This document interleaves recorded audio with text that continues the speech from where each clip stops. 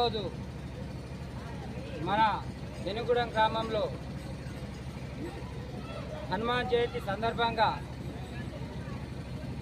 స్వామివారికి ఉదయం 8 గంటలకు అభిషేకం, తదనంతరం స్వామివారి హనుమాన్ చాలీసా, ఆ తర్వాత మధ్యాహ్న కార్యక్రమంలో అన్నదాన కార్యక్రమం.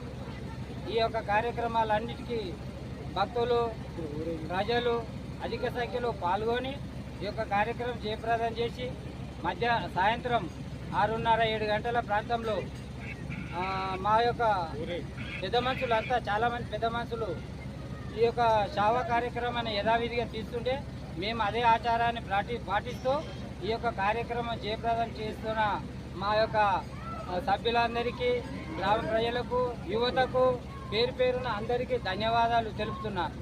జై శ్రీరామ్.